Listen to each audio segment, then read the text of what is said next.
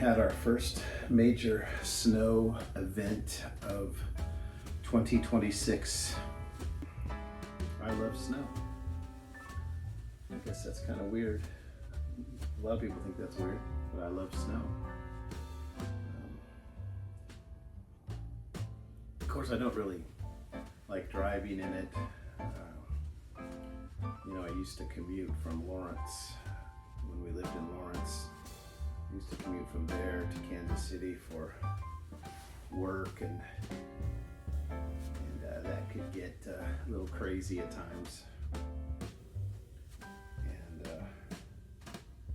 don't really like driving in it, but I also don't really like having to move it and get it off the sidewalks and the driveway. But I have discovered that the leaf blower works pretty well as a snow blower. It's actually, I do have to bend over to make it work. You have to kind of get it under the snow, but it's easier on my back than shoveling snow. And the trick to it really is to get it done before anybody walks on it or drives on it, because after you walk on it or drive on it, the leaf blower doesn't do a very good job. And I've thought about buying an actual snow blower, but I guess I'm cheap or something, and the snow blower is not going to get it off the cars, and probably can't get that thing up on the porch and stuff like that. So for right now, I'm content to use the leaf blower to get snow off things. I'm a little relieved that they said we were going to be getting snow all day today, but we aren't now, and we just got it all yesterday, all day, all night yesterday. 4 inches, 6 inches, and it is beautiful. It is beautiful.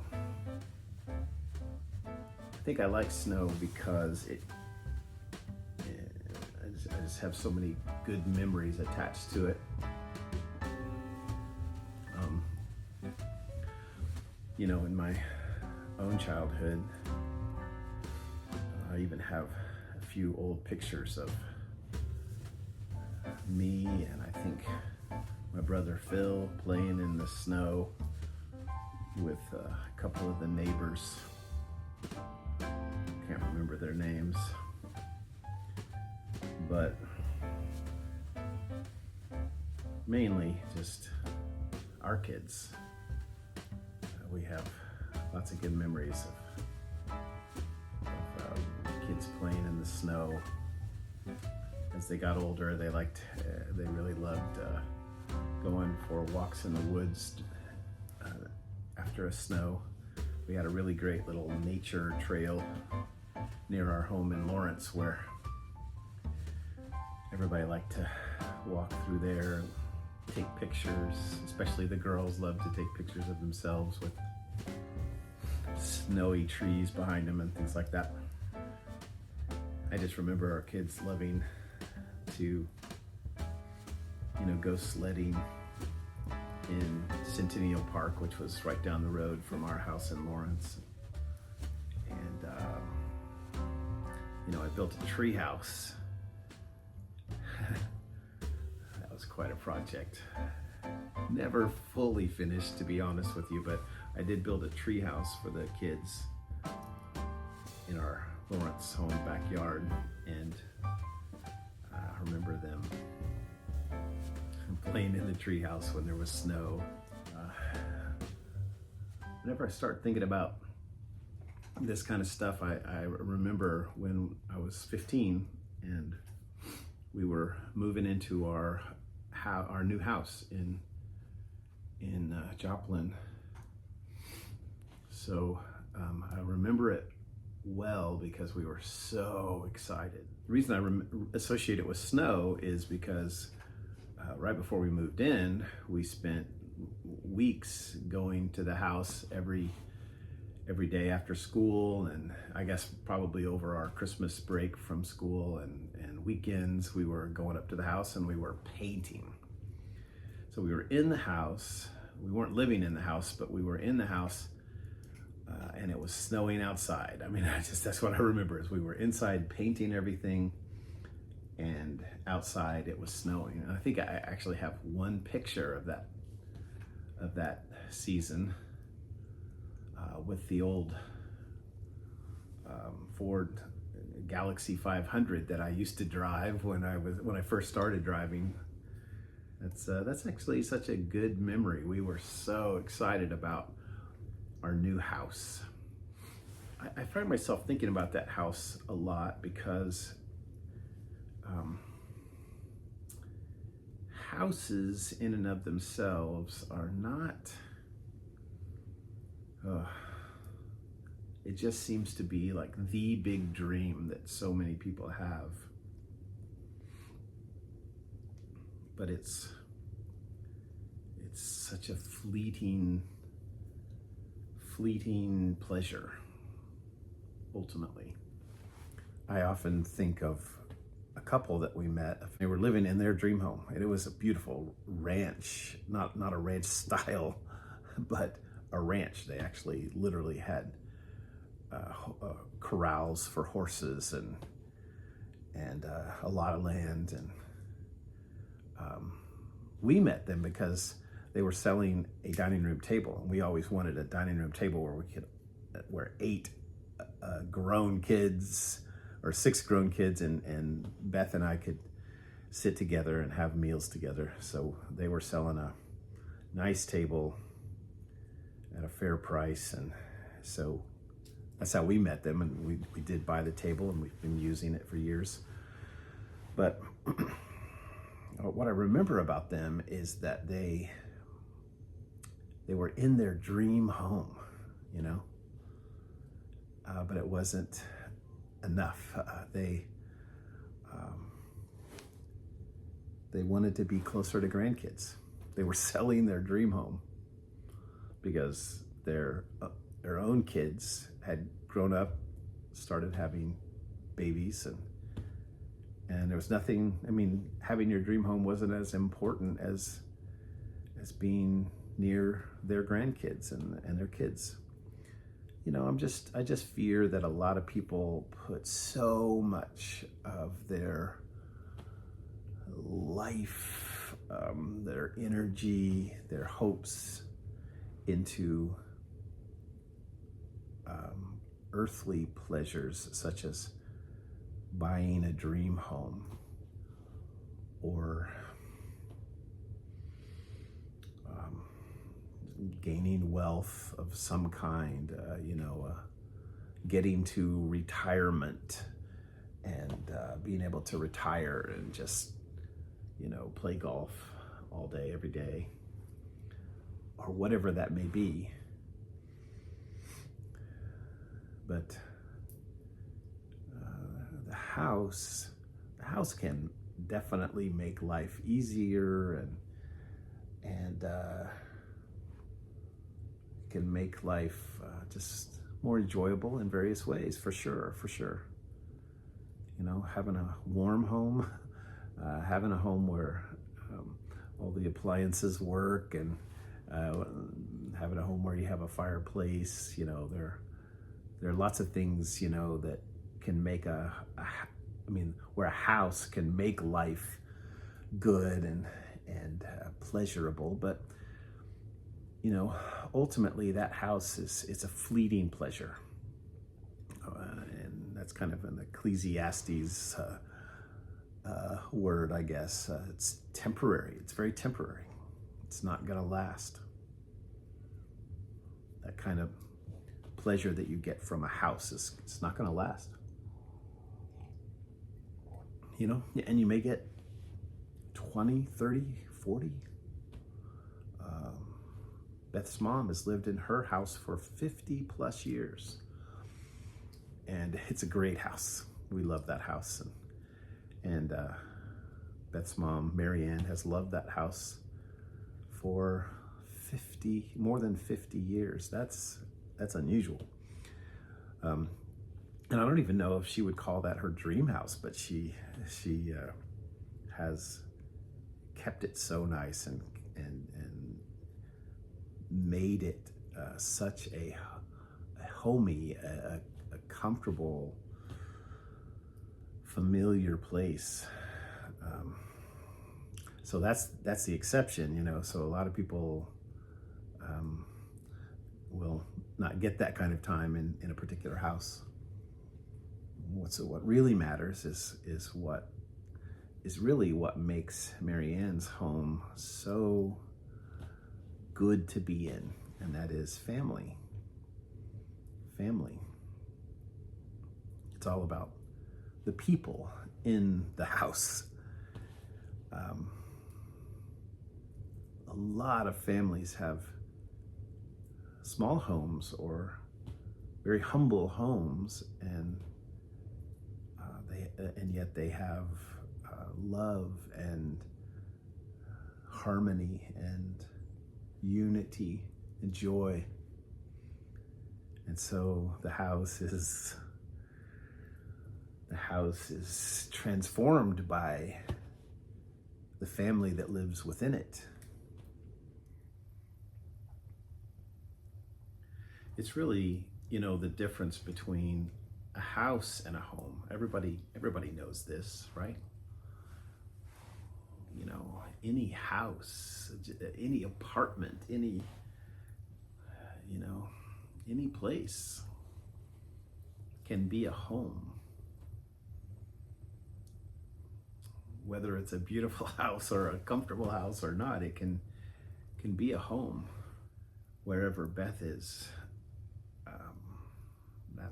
that's where home is, and wherever, you know, for the first 25 years of having kids, wherever the kids were, wherever Beth and the kids were, that was home.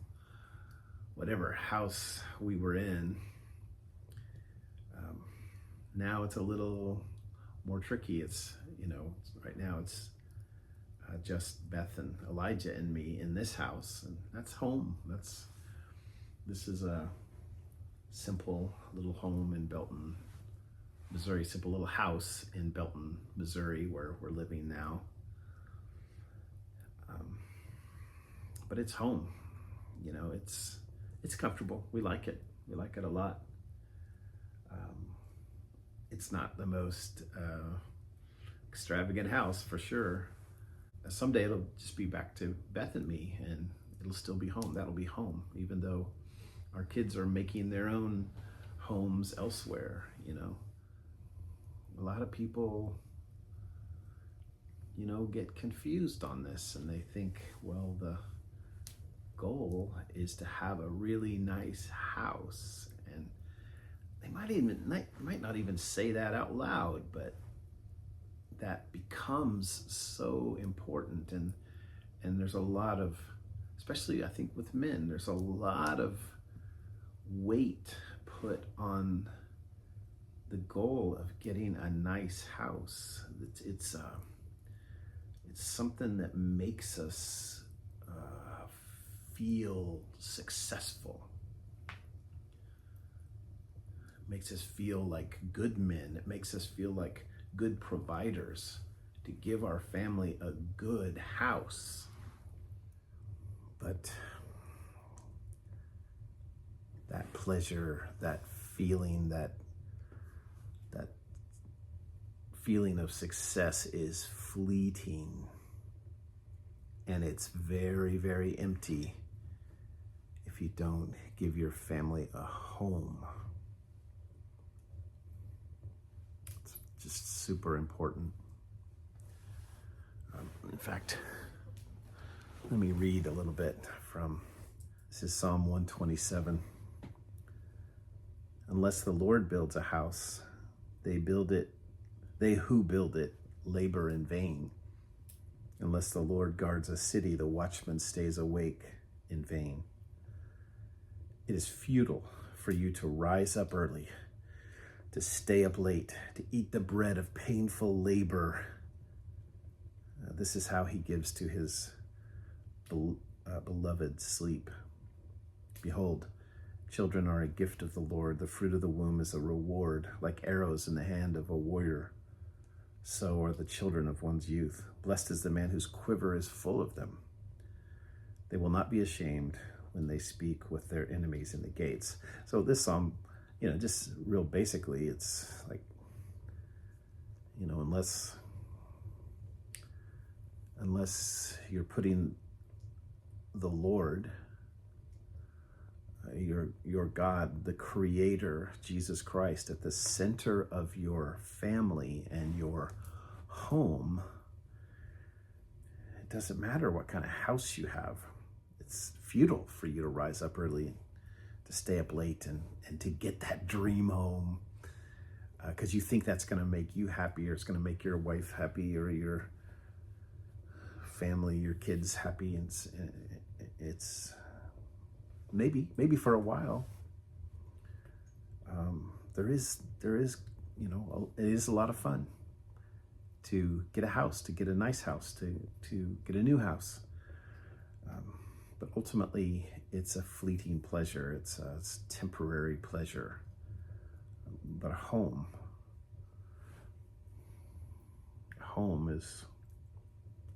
is actually a treasure that you will always have. You will, in a sense, you take that with you. That's something that, in other words, it's connecting your life to people, rather than places or buildings, nice though they may be. It's connecting your life to people, and that is permanent, in a sense.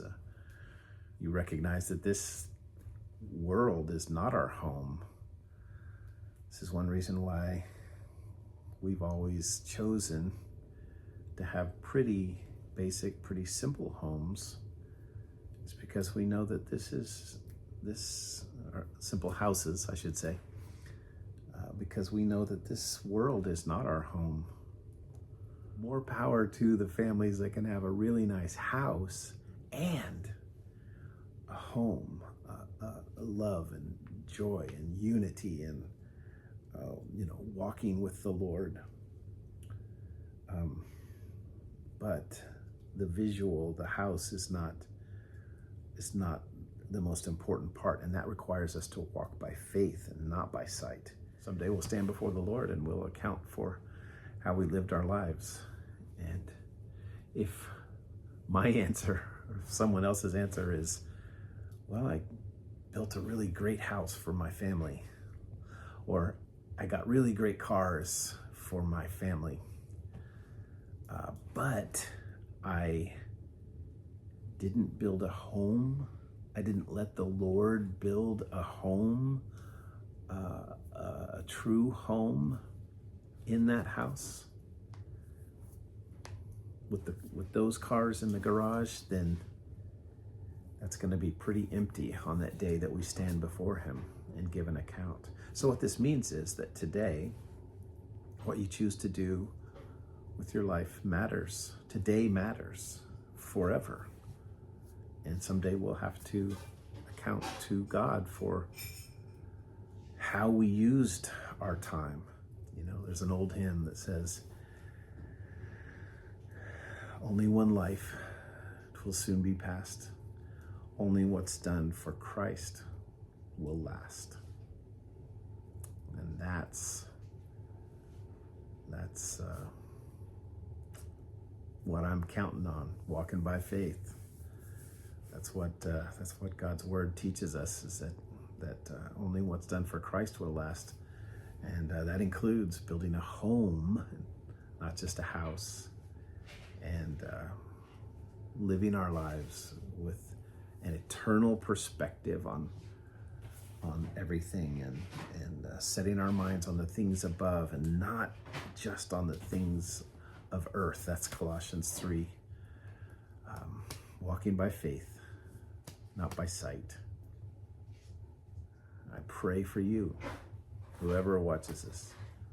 I pray for you that you would be able to keep that perspective and not invest everything in stuff that will pass away or be torn down or burn or be in the landfill, but the things that truly matter, the things that really last.